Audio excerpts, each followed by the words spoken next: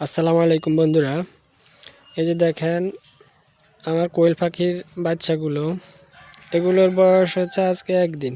গতকালকের ভিডিওতে দেখাচ্ছিলাম আপনাদের যে আমার কোয়েল পাখির যে বাচ্চাগুলা ডিমগুলা দিছি, 20টা ডিম থেকে যে 17টা কোয়েল পাখি আলহামদুলিল্লাহ যে ফুটছে।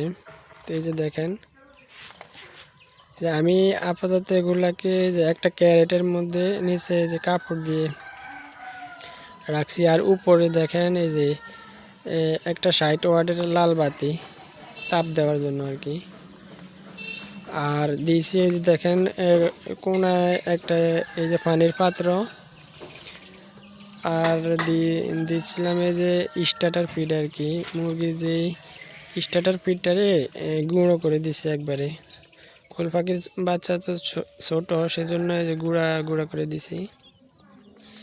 আর এই যে দেখেন পানির পাত্রের মধ্যে এই যে পানি বেশি থাকলে কি করে কোয়েল পাখিগুলো এই যে ভিজে যায়, ভিজে দেখা গেছে ঠান্ডা লাগে, সেজন্য এই যে পানির মধ্যে এই যে চারপাশে থেকে মার্বেল দিয়ে দিছি, যাতে পানি বেশি খাওয়ার ফলে যেন শরীর না ভিজে যায় এই জন্য। তো আলহামদুলিল্লাহ 20টা ডিম থেকে 17টা কোয়েল পাখি ফুটছে। তো কয়টা শেষ পর্যন্ত থাকে অবশ্যই আপনাদের আপডেট দিব। তবে 17টা থেকে একটা পাখি যে দেখেন অসুস্থ, এটা ওঠার পরে যে প্রতিবন্ধী টাইপের হয়েছে। তো ভালো হয় কি না কে জানে, তা আমি চেষ্টা চালিয়ে যাইতেছি খাবার বা পানি দিয়ে যদি আল্লাহ সুস্থ করে। এই আর কি কোয়েল পাখির ভিডিও। এই যে দেখেন আসলে কোয়েল পাখিগুলা মুরগির বাচ্চা থেকে অনেক চালাক।